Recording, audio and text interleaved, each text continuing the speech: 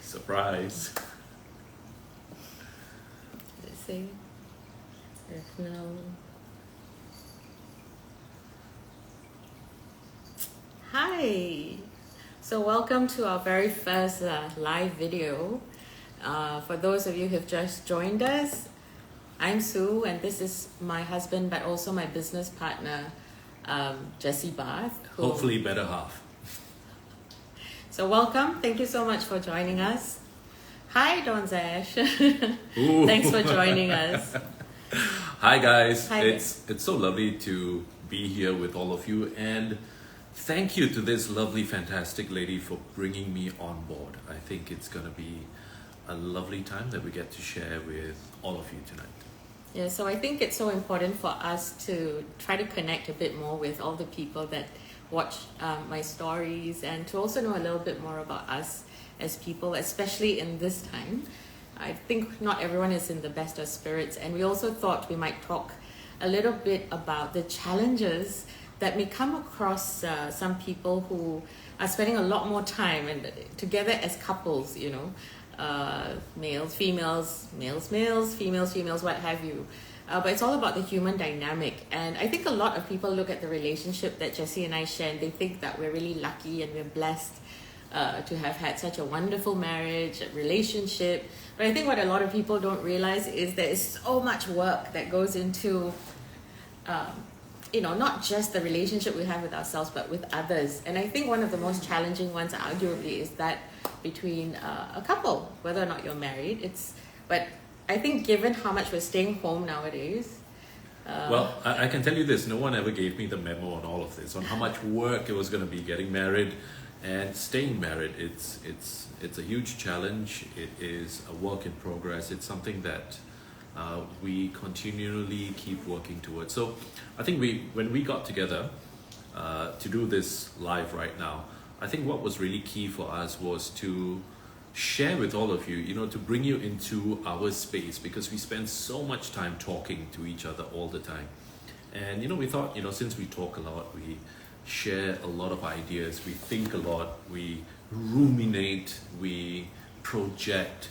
We thought it might be useful to share some of these sessions with you. So this is us.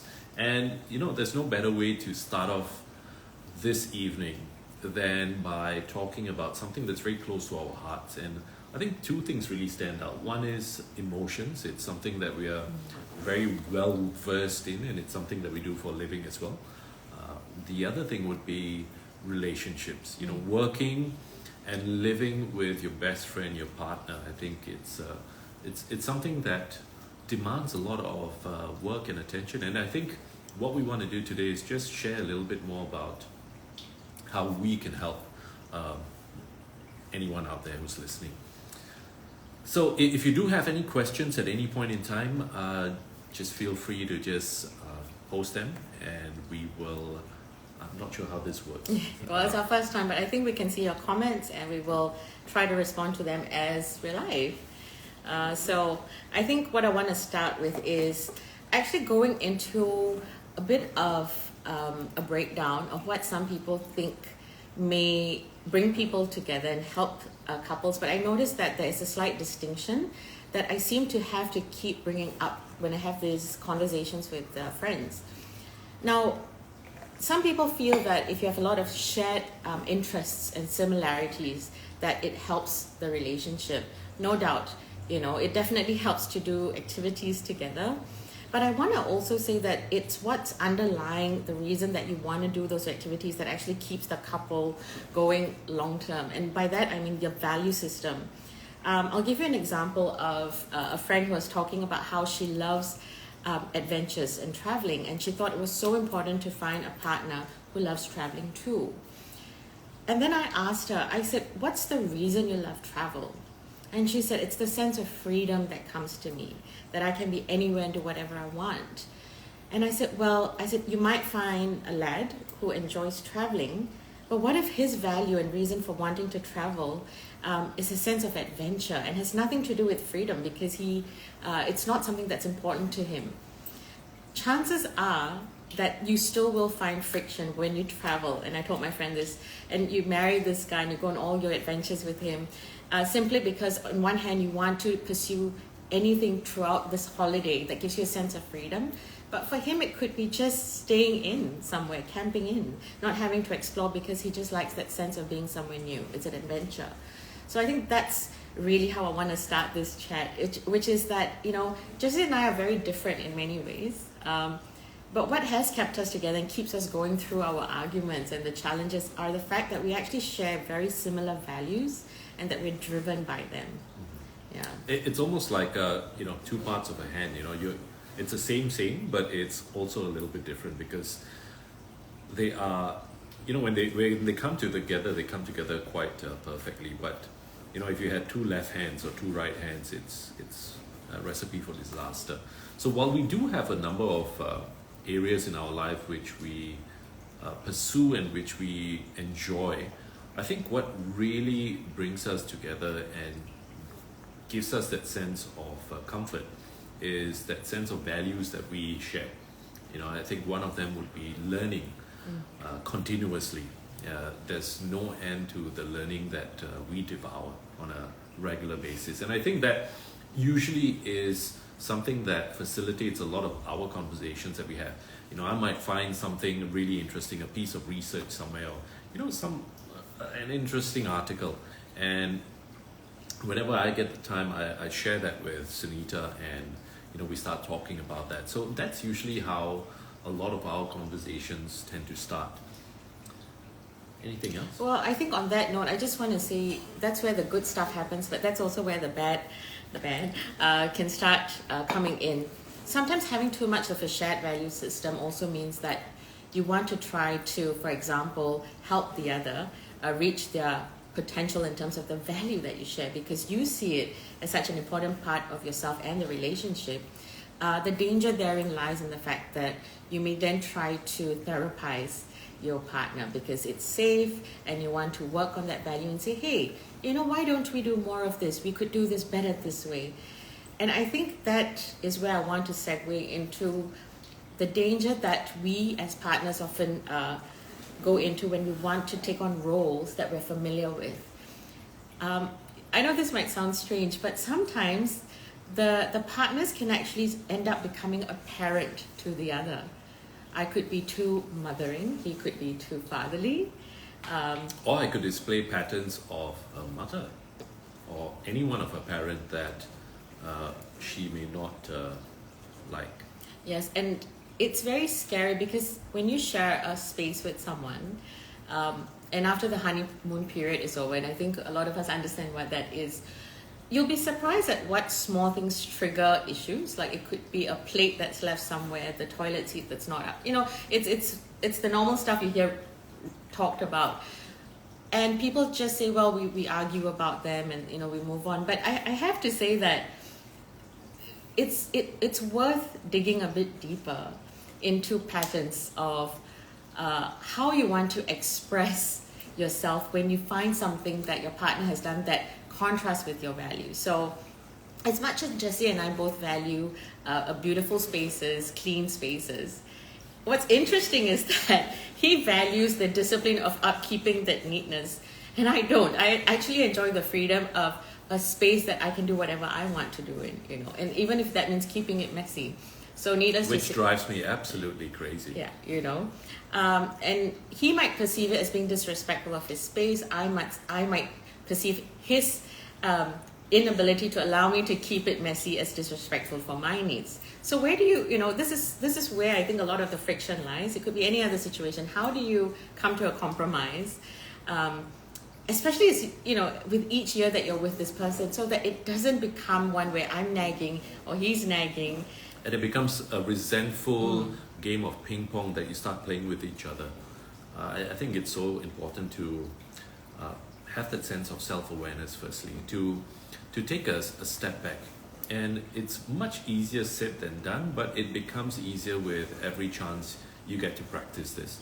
So whenever you find yourself getting into a space where you're resentful towards someone you love, your partner, your friend, your parent or whoever, it's absolutely critical to I think firstly, allow yourself to feel that way. You know, the worst thing we can do sometimes for ourselves is when we start to feel anger, frustration, or even resentment towards a person. It's the reason that's happening. It's because your body, your being is telling you something. It wants to be heard. It's like a little child that's crying for attention. So instead of going, I regret responding in that way, I can't believe I did this, and going down on a downward spiral, it's, I think, quite key to just take a step back and to allow yourself to feel the way you did. Speak to yourself in a kind manner and just say, look, I know I reacted in a way that I didn't like, but there was a part of me at that point in time that felt really frustrated, angry at this person for leaving that plate behind, or whatever, and to sit and breathe into that feeling wherever it could be. Sometimes that tightness could be in your throat, it could be up here in your head, it could be in your heart, it could be anywhere else in your body, but to take a moment to feel it, that discomfort, and to just breathe into that. And sometimes when that typically happens,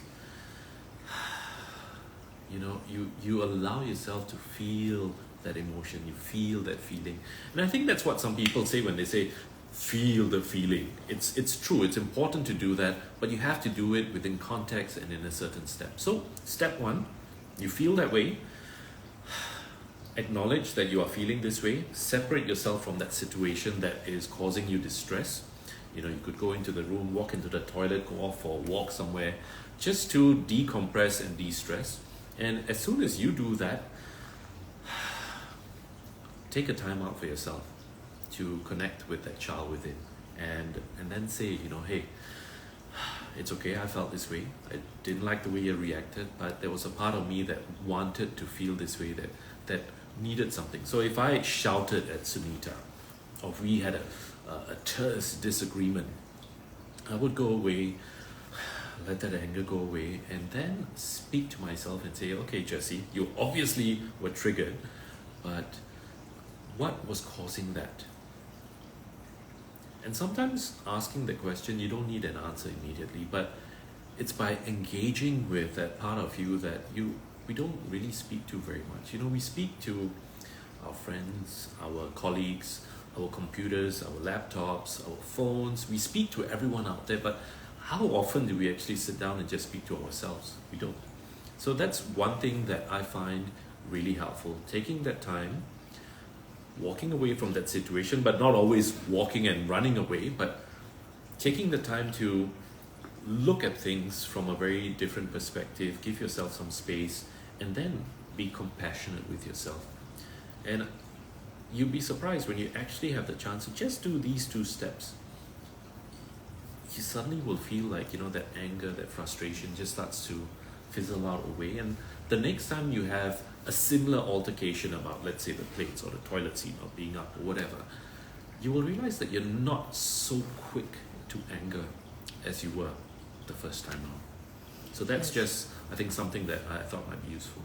Thank you, Pretty Tasty. I love that comment. Keep them up. Any questions that you have, let us know.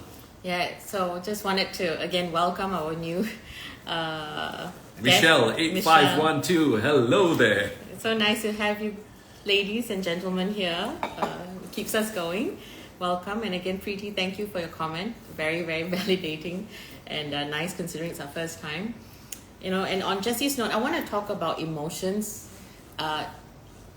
And before I really go into it, I want to say that most of the time, and I hate to generalize, but unfortunately, there is such a thing as a gendered brain, and how men and women deal with issues in a relationship. It is very different most of the time. Men often just want a solution. They want to just quickly get to something that hits at the heart of the issue. Say, how can we resolve this? And women often, it's not that they don't want a solution, but the way they want a solution is to address how it made them feel, what it says about the commitment from the man to the woman. And the men are often not even thinking about that. not because they're heartless, but because they are solution focused. And a lot of that goes back to the way that we evolved as humans. You know, there's a lot of evolution that goes behind the science of why men and women think the way they do. Now, I understand that we're living in a world where it's very gender fluid. So this doesn't necessarily apply to just men who, like, as in physically, like people who identify as men or women, but to anyone who has a more masculine way of thinking or female way of thinking. And often we take turns switching about as well. There are times when I'm very like, look, I don't want to talk about how you're feeling. Let's just get to the root of this. So by no means is this something that's specific to just someone who's physically male or female. But I think my point here is that there are ways of thinking that if you can identify, it's going to actually help you make a resolution quicker than if you were to just keep going back and forth like ping pong. You know, I call it like a argumentative ping pong. It's just verbal. Now, to Jesse's point, I think he mentioned taking a break when we're angry. And I think this is what I want to actually highlight to a lot of people who may not be aware. Number one, emotions are a scientific situation that's happening in our body. It's different to feelings.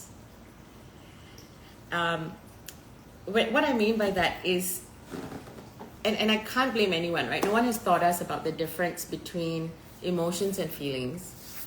But the way you feel about something isn't necessarily the same way your body will process an emotion. And let's talk about anger, because anger is the most destructive emotion to have in any relationship. And I think we can all safely agree. And number one, it's a very sad fact, but when we get angry, there are all these hormones and chemicals released in our systems that actually take a few hours to actually leave our bloodstream, which means that any chance you want at having a very calm, discussion with your partner, if you're in the midst of it's going to take a lot of practice and effort to get to a space where you can do that, because your chemicals are working against you. And you might be wondering, why is that? Well, the reason is because, again, evolutionarily, we needed those to actually engage in either a fight to protect ourselves, or to flight, again, to protect ourselves. And in the modern age, it's also about freezing, not actually doing anything. And sometimes that's where as couples, you might find that the partner stonewalls. They withdraw, they don't speak, they just withdraw from you.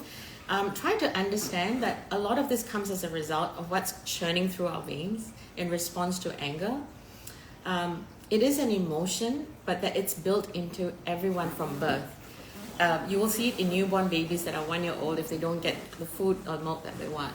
And again, why I'm highlighting this is because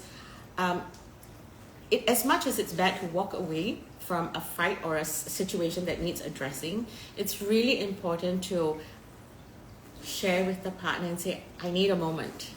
And that moment is for yourself and also for the other party to take time for those chemicals that are pumping through your bloodstream, to just give it some time to rest. And I would say, if you can give yourself half an hour at the least, go to the bathroom, distract yourself. And that's because there's a part of our brain, and I don't want to get too scientific, but there's a part of your brain that hijacks everything about you in that moment. It's called the amygdala hijack. You have a very little chance of actually getting through this argument in a way you would like it to go. Someone's going to bring up the past. Someone's going to say, well, you did that last time, So I would say, take a break, explain to the partner that you need it for yourself. Now, in some situations where you can't do that, relationships are not only about romantic love relationship. It could be with someone else you love, like a parent, a sibling. And I think in those situations where something needs to be addressed immediately, the quickest way to actually take a break is to breathe. And two things. It actually immediately take a slow breath, not to hyperventilate, but taking a slow breath in helps you slow your heart, the rate of your heartbeat. And that's so important, because often when we're angry, it's actually beating so fast. It's preparing you for a fight or to run. Yeah. So imagine if Jessie and I was saying, I was like, why did you say that? And I would say, sorry, just give me a moment. And I'd go, and if your partner still insists on talking, just let them be. You have to respect the fact that they need to express themselves. Take another breath, in through the nose and slowly out through the mouth. Always try to let your out breath be slower than your in breath. And then try to continue again. Right? And the other thing about anger is we often raise our voices. I didn't raise my voice. And there's nothing worse than someone saying, "Can you relax?" And the person goes, "I'm relaxed." Again, that's the hijack. Think about it. When we get angry, we say, "I've lost my mind," and the reason that's in the vernacular is because we literally lose the parts of our mind that make us rational. We go to a very primitive part of our brains, and I think we can start. This chat that we're having, it's just to encourage you to start thinking about the next time you get into an argument with someone. Even if it's for 1 second, take that breath. Say that you need some space. Go to the bathroom. When you come out, lower your voice. When people start raising their voices, believe it or not, the reason why it gets heated is simply because one's trying to be heard over the other. It's as simple as that, but the person's going to perceive it that they're getting angrier. And yeah, well, there's a little bit of truth to that, but you can take control of the situation by actually just softening your voice, slowing down how you speak. And that gives a signal to the person that you're not going to attack them. And you actually have a higher chance of working towards the goal that you want. And this applies for both men and women. This is where it's just down to the physiology of how our bodies are made to protect us. So that's, I think, what we wanted to talk about today. We wanted to look at, what are some of the challenges that some of you might face, with emotions, with relationships, or how the last 2 years have actually been for you. And there's nothing I think we love more than solving problems. Not saying we solve every problem, but it comes to us as a challenge, and we love finding innovative ways to solve those challenges, and it keeps us going. And if you have any challenge, particularly when it comes to emotions, relationships, let us know. And it's fun to talk about it. This series is something that has been on our mind for some time, and we've always been told hello on ivory petals. It's been something that we've been told. People really kind of enjoy just being with us, and we enjoy being with people. And we thought, since we're not doing anything particularly spectacular tonight, it would be lovely to open our space to you and talk to you, and because this is what we do regularly. Yes. Yeah. So, was there anything as a man you would like to share? Because I noticed most of the audience that's joined us, a lot of them are female. Mm-hmm. What do you think you could share about yourself as a man in a relationship, about the triggers, what you wish was more understood, and how you would like to be accommodated if you were in another argument, for example? That is extremely tough. I think being one half of a partnership is never easy, because I think firstly, as a gendered male brain, all I want to do is solve problems. And if there's no more difficult problem to solve than a relationship problem, or one where we're trying to get it's got to do with love or emotions. It's one of the hardest things to solve. And whenever I get into an argument with Sunita, or if we are not having a good time, my mind immediately would detach to try and find solutions, and I would engage again with those solutions. But the one thing I've learned is that sometimes when your partner wants you to listen to them, they want you to listen to them without giving them a solution, because all they want sometimes is to simply be heard. And that, I think, was a very tough concept for me to internalize. It took me time, but thankfully it's something that I do a little bit more of now. I try to than I used to in the past, because there's nothing I want. It's like a to-do list. If someone I love is hurt, I want to take that hurt away. If someone I love is being treated unfairly, I want to take revenge. that's what I want to do. I want to fix it. But sometimes fixing that in itself may not be the thing that the other party needs. Sometimes all the other person, my wife, actually needs is a compassionate listening ear. And it's the hardest thing to do initially because my instinct is to rescue, to save, to solve. But once I can forget about myself for a moment and actually be there to simply witness in a benevolent way the pain and suffering of my loved one, something magical actually starts to happen. I start to feel like suddenly Sunita, my partner, feels like there is an unburdening that happens, not in a way of emotionally unburdening herself to me, but it's like if her heart was rankled or crushed by speaking to me, and if I am simply compassionately listening in a very benevolent way without trying to solve a problem, what starts to happen is suddenly that heart starts to uncrumple and it starts to become full again. And that's the one thing I've noticed that I think has helped me in a huge way. And I think there's something to be said about listening to listen and not to reply.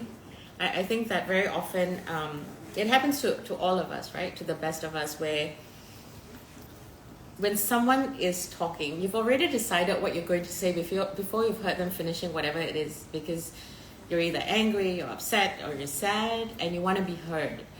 But it's so much easier to reach a resolution when you just truly listen to what they're saying, instead of hearing what you think you should be hearing. And there's a difference, right? I'll give you a very, very quick example. If I say, well, Jessie, what do you feel like eating today? And the question is as simple as that. What do you feel like eating? Now, in any relationship, there's a dynamic. It's either you have a history of asking but wanting to actually eat something, like you could be that person and you just don't want to say it, or you could be someone that always just expects someone else to make the decision, and that could trigger anger. So in this case, for example, Jessie would say, well, whatever you want to eat. What do you feel like eating? And imagine if that was all I actually wanted to know, which was, what do you feel like eating? And there was nothing more to that. And I guess this is what I'm trying to say. In relationships, we often layer an assumption over something that we hear our partner say. Sometimes it's for a good reason because we know them really well. But a lot of the times we answer to what we think we're hearing. Now, if Jessie thought that I was asking him where he wanted to eat, just so that I could go somewhere that I enjoyed, and he wanted to fulfill that enjoyment.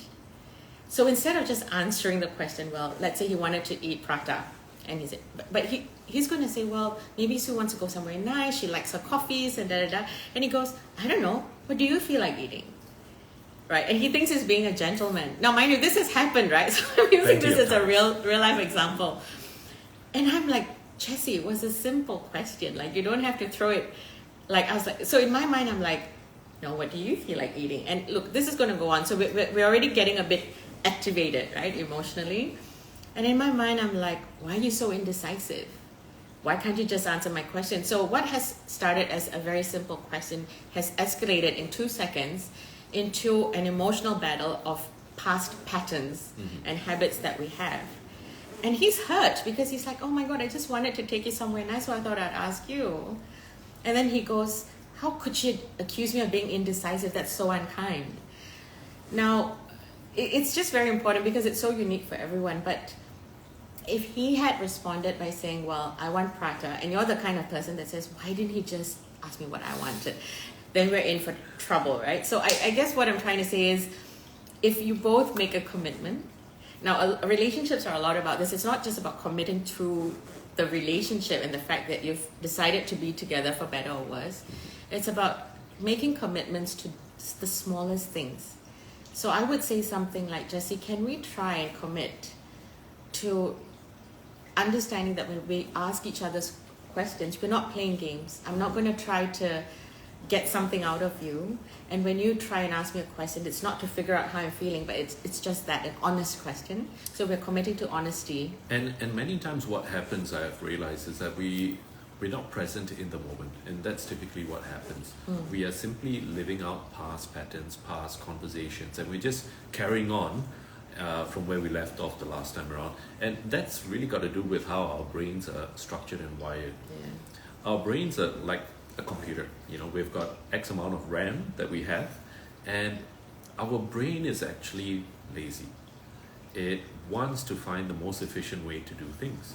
So what is the most efficient way to do things? It's to immediately not make very many decisions, to try to see how many of our day-to-day interactions and things that we do could be automated. It's like what artificial intelligence is like. It's what computer programs do. We've got many of these micro programs. From the time you wake up, how many of us are actually very present in that moment, and we are present of our body, what we're feeling, what we feel like doing?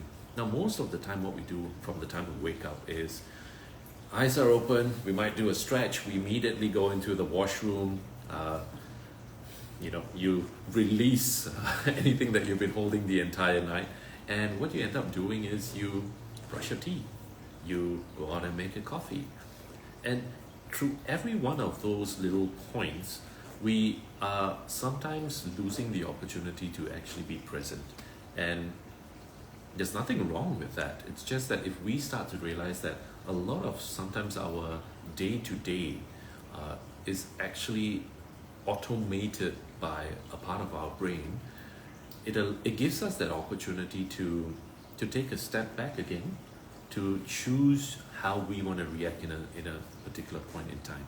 And there's a great deal of power in that, because when we suddenly realize that we have that sense of autonomy to be able to step away from a programmatic way, is that even a word? From a programmed, hardwired way of doing something, if we could just break that pattern, we are actually in a great position to stop something that might happen. So same thing goes for relationships, for squabbles, for interactions, even at work, hostile interactions.